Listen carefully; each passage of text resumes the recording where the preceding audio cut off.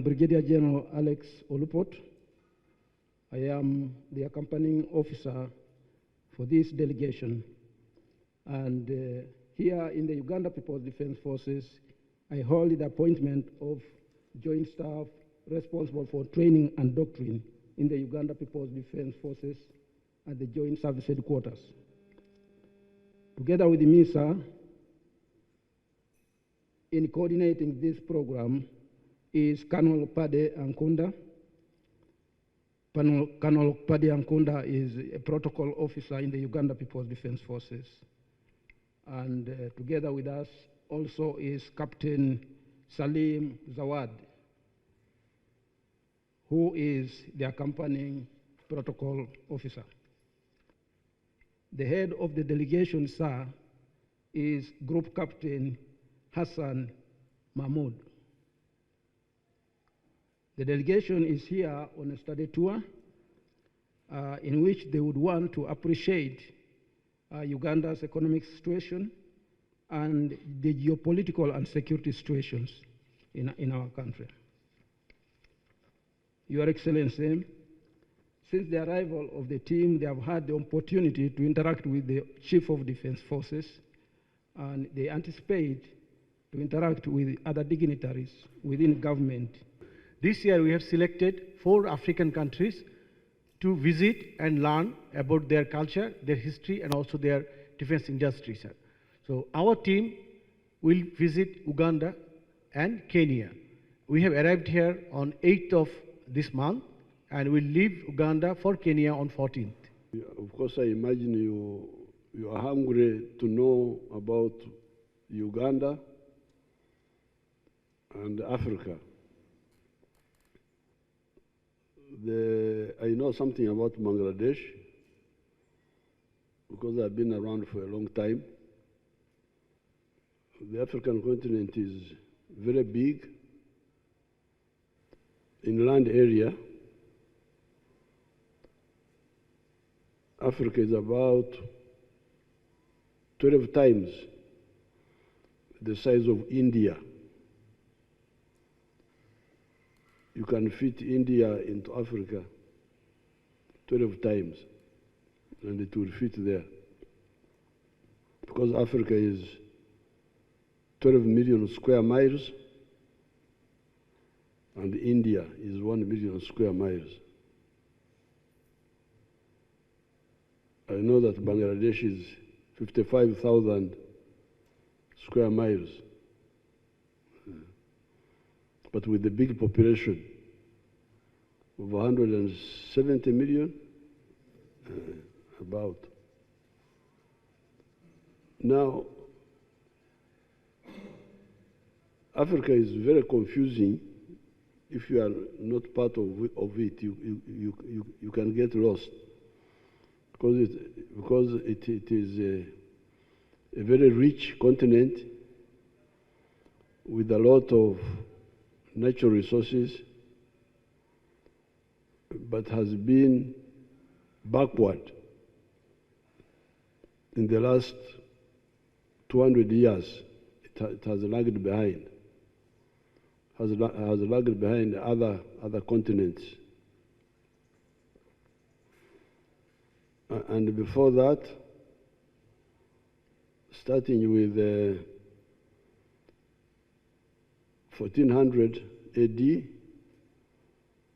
we had the problems of slave trade. The Europeans were coming here and taking slaves.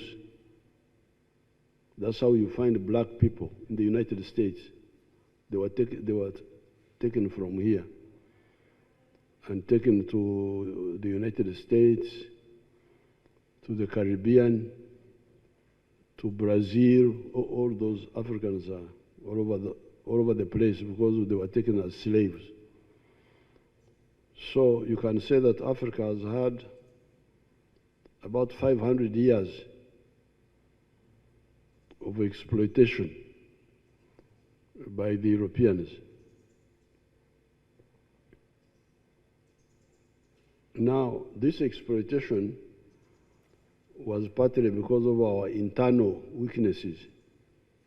We had our own weaknesses, especially by our leaders, our kings, who did not organize us well to defeat the imperialists. But eventually, we started organizing. By 1900, the whole of Africa had been colonized, except Ethiopia. Only Ethiopia was not colonized by 1900. Therefore, in 1912, the modern Africans started a new resistance, a new war of liberation. And in that, they were led by the African National Congress of South Africa. Now, if you check your history, even Mahatma Gandhi was part of that group. He was also in South Africa, Mahatma Gandhi. Now, once the resistance started, the Europeans could not continue to colonize us. So we took almost 80 years of fighting, but by 1994, the whole of Africa had been liberated. The last was South Africa. South Africa was the last in 1994. Now, the African population is now about 1.5 billion people. For the first time, we have overtaken India and China in population. Because the population here was, Africa was underpopulated for most of the time. Although Africa is the origin of man, all of you are former Africans. Even you, fellows, you are Africans, but you changed when you went from here. Because all human beings started here. Until about 100,000 years ago, that's when groups started leaving Africa and going to Europe and to Asia. So you are all former Africans. But we who stayed here, you who left, you multiplied more than us. We the stayees had a problem of the tropical diseases. This Africa is good for man, but also good for his enemies. It is good for both. Man, the climate here is very nice, as you can see. Very nice. But it is also good for man's enemies, for the mosquitoes, for the tsetse flies, for the bacteria. So that's why the African population remained small until now, until recently. You get a country like Congo DRC is about the same size as India in land area. But you find it has got a population of only 80 million now. And it has come up. It used to be about 15 million people in a land area as large as India. That was really underpopulated. However, on account of modern medicine, the population is now coming up. In the next 26 years, population of Africa will be 2.5 billion.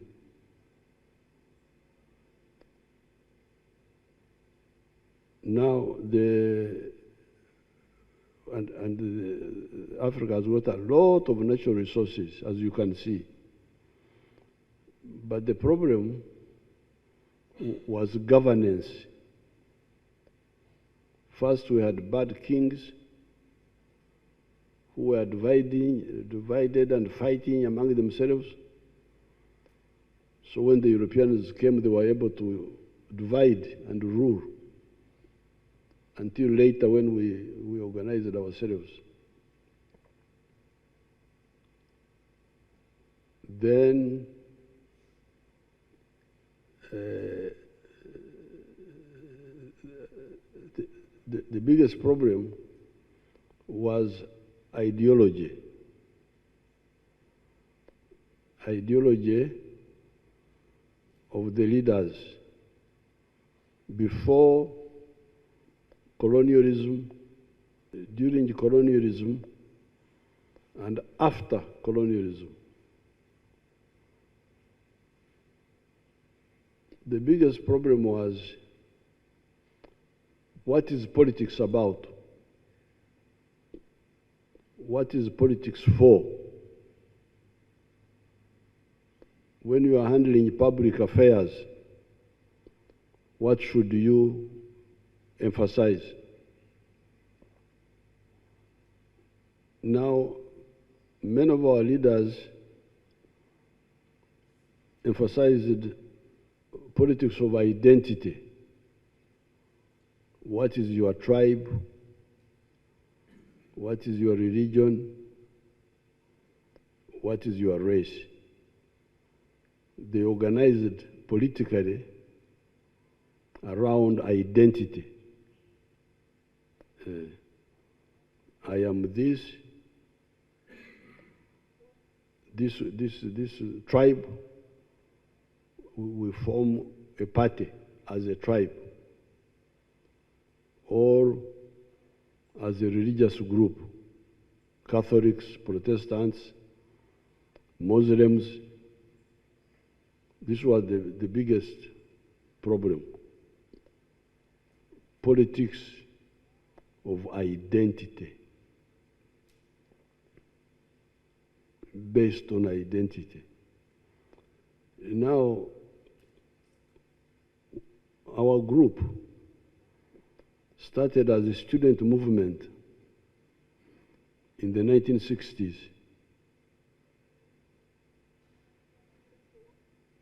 During the time of, you had leaders there like Yahya Khan. I know the whole story.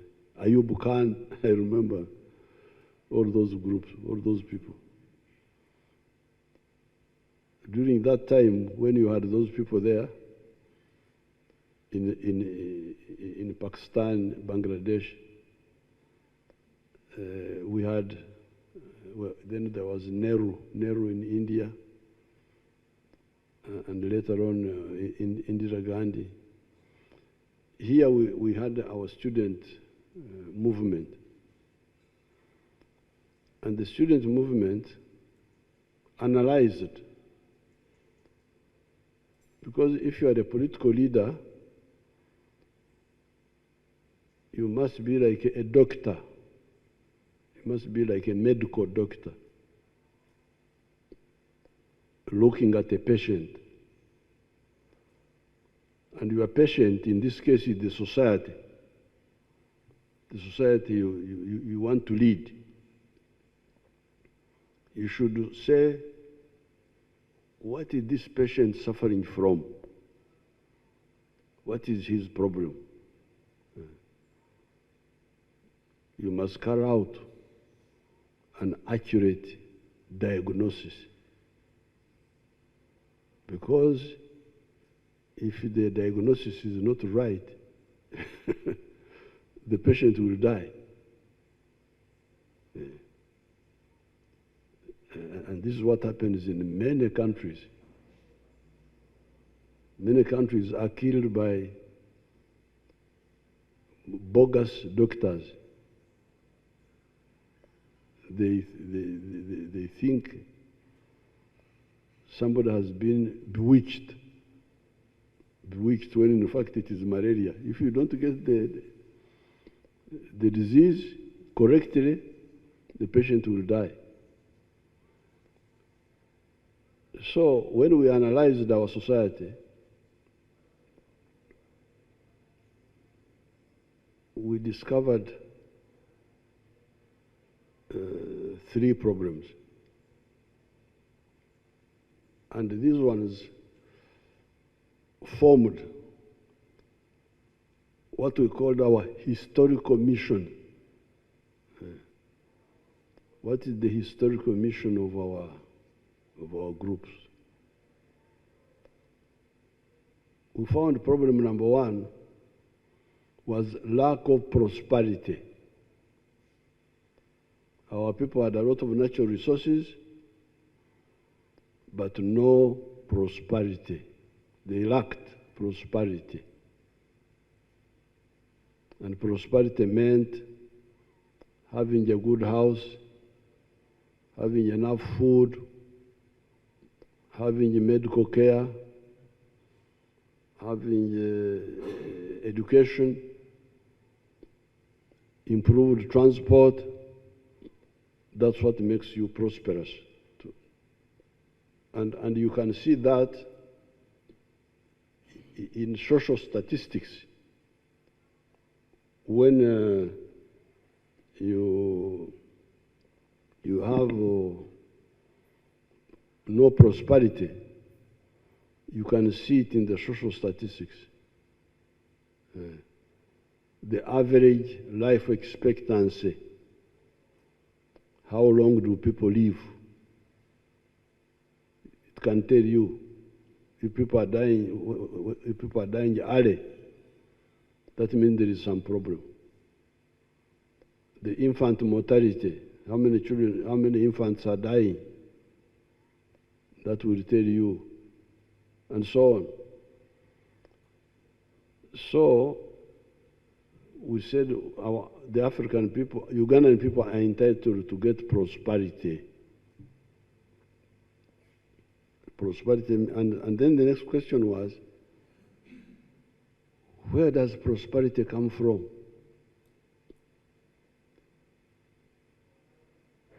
And after analysis, we found that prosperity comes from every adult person in society participating in producing a good or a service and selling it. If you produce a good or a service and you sell it sustainably, you will get income and you will solve your prosperity problems. Therefore, we told our people here that please wake up and use the abundant resources to produce a good or a service with the chibaro. In our language, we use the word chibaro. Chibaro means doing some arithmetic, some mathematics to find out how profitable an enterprise is. So if you do that sustainably, you will get prosperity. You will get money, and then you will solve your problems. So that's how. But then the next question is, if you produce a product or a service, who buys it? Who buys what you produce? Because if you produce a good or a service and nobody buys it, or very few people buy it, then you will not get out of poverty. You will not get prosperity. And then when we came to our groups here, our tribes, we analyzed them. Like me, I come from the tribe of cattle keepers, people who look after cows. We have a lot of cows. Now, we found that in my tribe, I have cows, my neighbors have cows. I produce milk, they produce milk. I produce beef, they produce beef. They don't buy from me, I don't buy from them, because we have got similar products. And yet we are from the same group. But they are not helping me in my prosperity.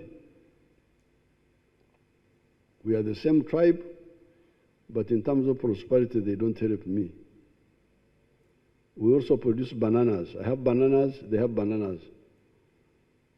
They don't buy from me, I don't buy from them. So we are stuck. We speak the same language, same dialect, but they are not helping me to solve my prosperity problem. And who are the people who buy my milk, who buy my beef, who buy my bananas? It is the people from Kampala. Me, I'm from the West. But people from Kampala who don't have cows like me are the ones who buy my milk, who buy my beef, who buy my bananas. Therefore, my prosperity in my area is not dependent on my tribe. It is dependent on Uganda as a country. It is Uganda that gives me a market to sell my products. So this is where now we confronted the chauvinists. Because the chauvinists, is that word clear, chauvinist in English? Chauvinist. So the chauvinists, our chauvinists, were telling us about the tribes and the religion, Catholic, Protestant, Islam. See, these are, politics is about your group. Politics is about your group. You should have your group. Your group should support you. But my group was not solving my problems. I need prosperity. I need somebody to buy my milk, to buy my beef, to buy my bananas. But my tribe don't buy because they have the same products like I have.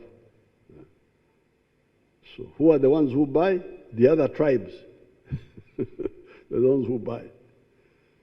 So we were able to challenge the chauvinists, say you are wrong. Your analysis is defective. Your diagnosis is wrong. Therefore, the principle number one of our movement is patriotism. Patriotism. Love Uganda. Why love Uganda? Because you need it for your prosperity.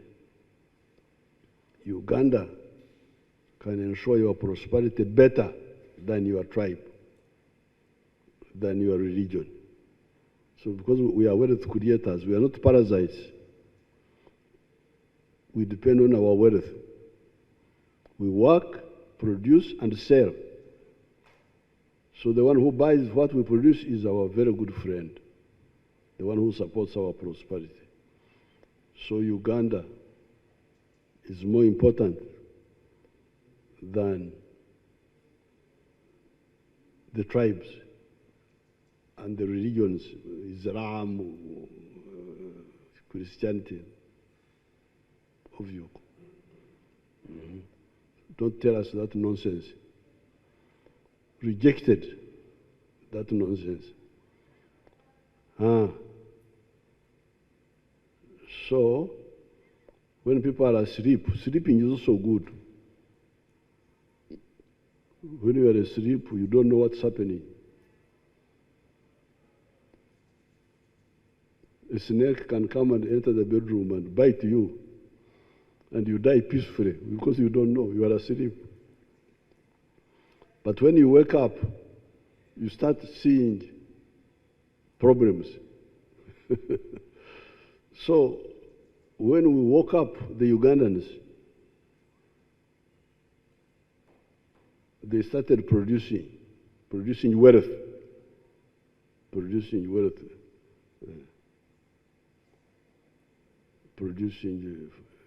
agricultural, industrial, producing maize. You find the internal market of Uganda is not enough because people have woken up. The maize is so much, the internal market is not enough. The bananas, the internal market is not enough. The milk, the internal market is not enough. The beef, the cement, the industrial products. Oh. So what do we do? What do we do? The internal market is not enough. You fellows, have you heard of Africa? Do you know there's a place called Africa? We're asking our people, because our people had been lost in rubbish, nonsense, chauvinism of tribe, chauvinism of religion, chauvinism, gender chauvinism against women. So when some of them started engaging in production of wealth, they discovered that the internal market of Uganda was not enough. So what do we do? Have you heard of Africa? Yes, of course. Do you know that Africa can solve your problem? Do you know that you can export what is surplus here? Can export it to Kenya, to Tanzania, to Congo. Oh, yes. And you can also buy from them. Oh, yes. So we said, what do you call that? We need Pan-Africanism.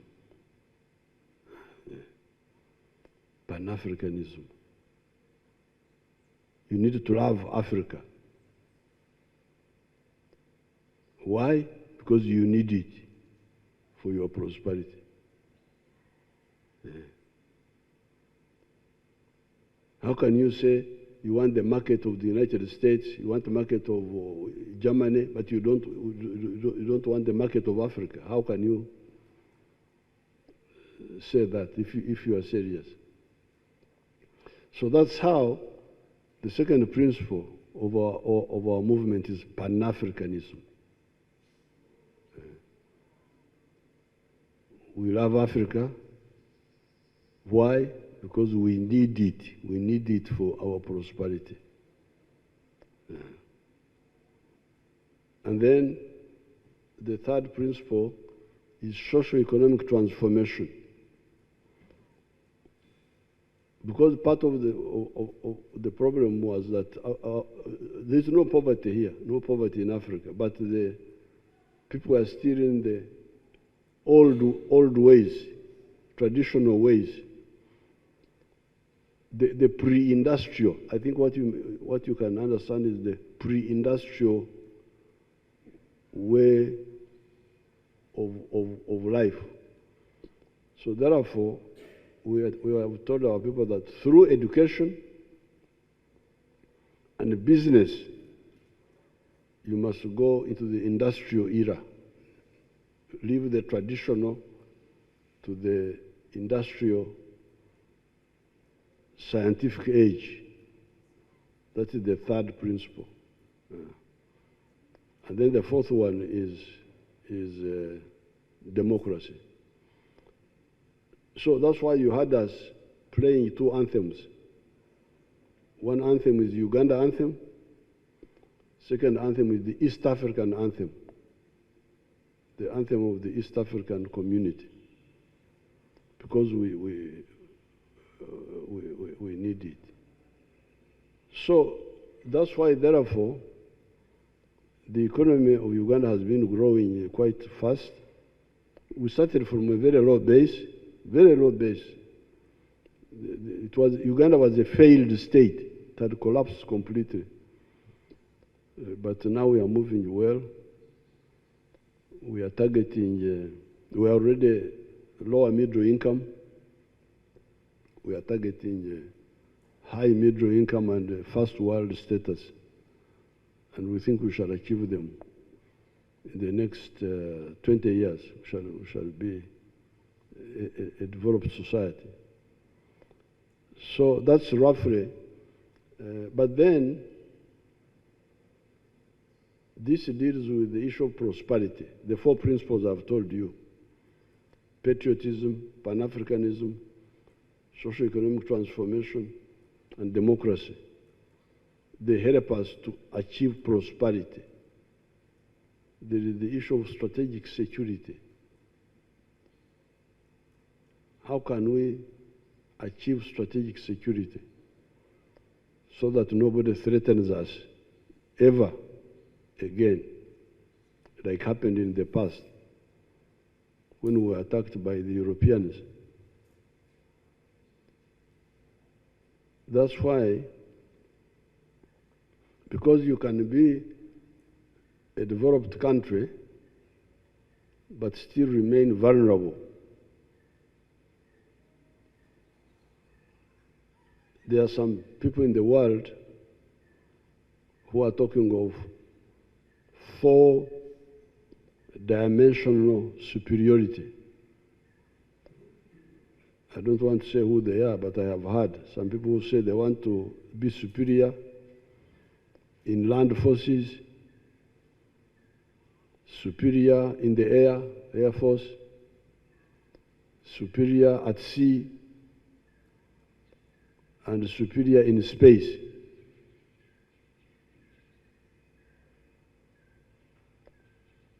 There are some people who make that their business, that they want to be superior everywhere. What are you looking for? To be superior over whom? So the question is, how do we guard ourselves against such rubbish, nonsense? That's why now in Africa we have got a movement of political integration. Not only because the other one, to deal with the market, to sell products to Kenya, sell markets to Tanzania, we have formed a common market. We have a common market. That's why we have the anthem. The anthem you heard was about the common market. It is a common market anthem.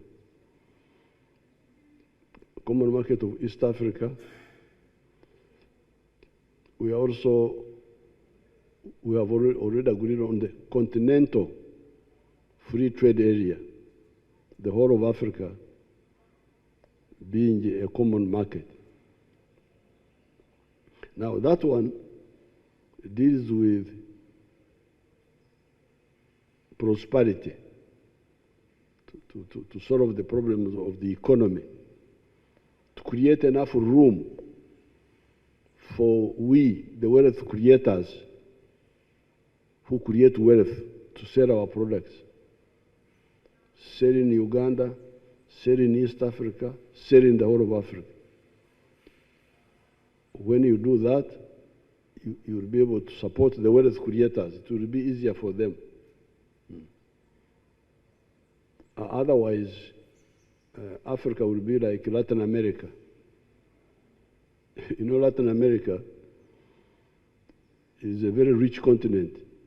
If you look at Latin American countries, they have got more natural resources than the United States. If you look at the forests, the rivers, the Amazon,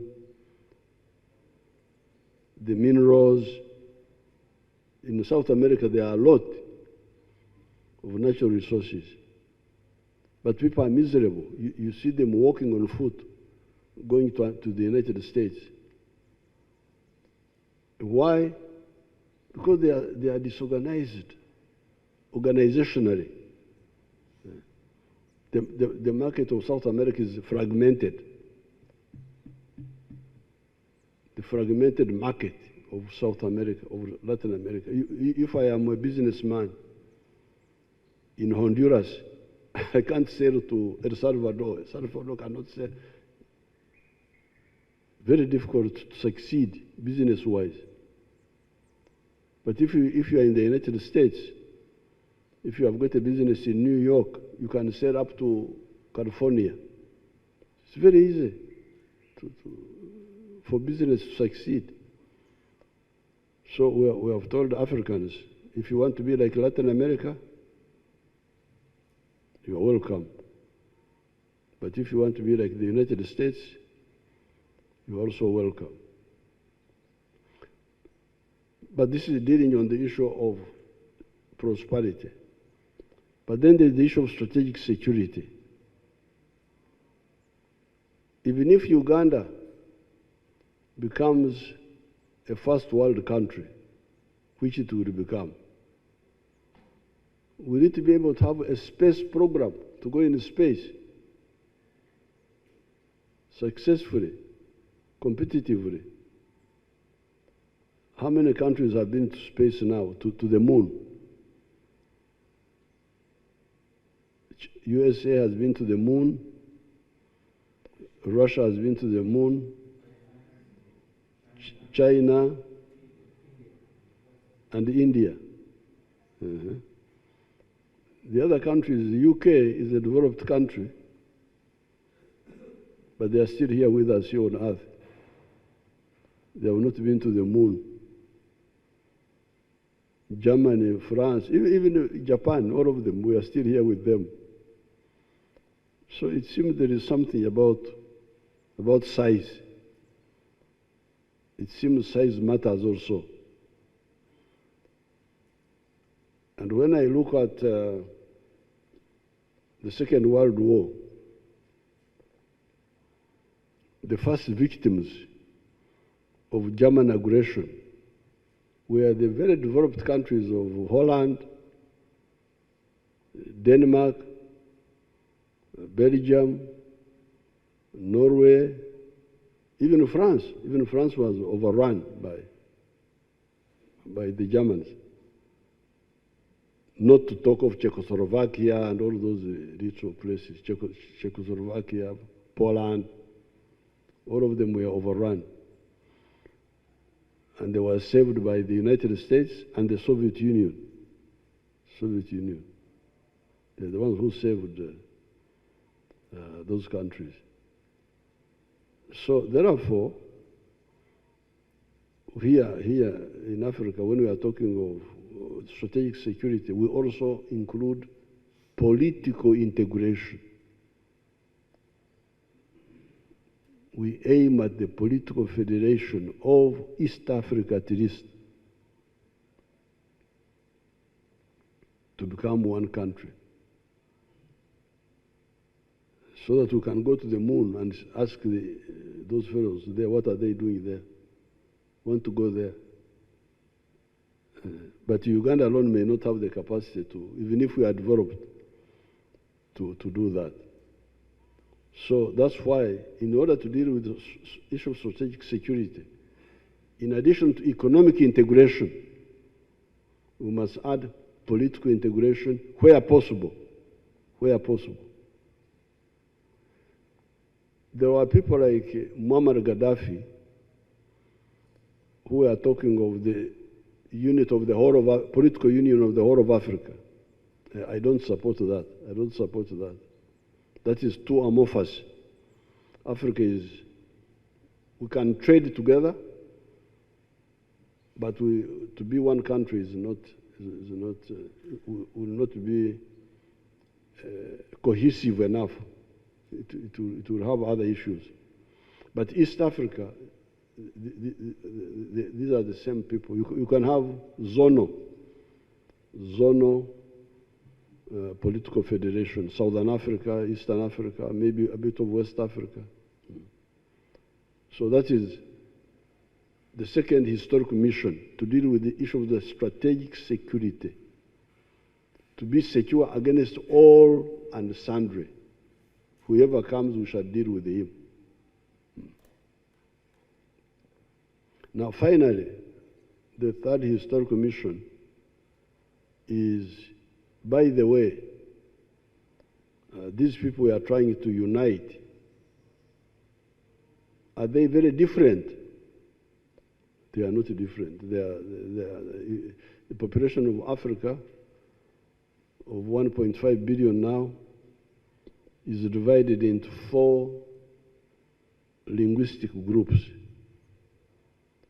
What we call the Niger Congo, meaning we here, the Bantus. You must have heard of people called Bantus who speak the same language all the way to South Africa. Mandela speaks the same language like I speak, but different dialects. And then the West African side, there's another branch there. So that's one group, the Niger Congo. Then you have the Nilo-Saharan. These are the groups of Southern Ethiopia, South Sudan, that belt. Then you have the Afro-Asiatic, Arabic and some dialects of Ethiopia, northern Ethiopia. And then another smaller group. So the people are actually not very different. They are either similar or linked. So it's possible to, if you have the political will, the ideological clarity, to work for their unity. And moreover, we are lucky here in East Africa. We are lucky we have Swahili. Swahili is a language which was distilled from the other languages. It's like a language that belongs to no tribe. It's a neutral language. So it's very easy for us to use it. So I thought, of course, Africa now still has some problems, but it is in some areas they are moving very well. And definitely they will have a bigger impact in the future. We have got a young population, a lot of resources. So we are very happy to work with our Asian partners, because we were together with them. Our leaders were together with the leaders of Asia, Nehru, Gandhi,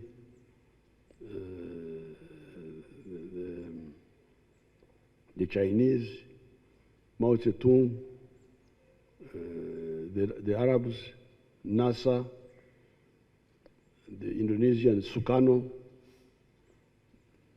the Vietnamese Ho Chi Minh. They were part of the Afro-Asiatic common front against imperialism, against foreign control. So I'm happy to see you here, and you are welcome. Anytime you should come back, anytime you want to come back, you should contact your people here. They will host you very easily, very happily, so that you can see more things. Thank you very much.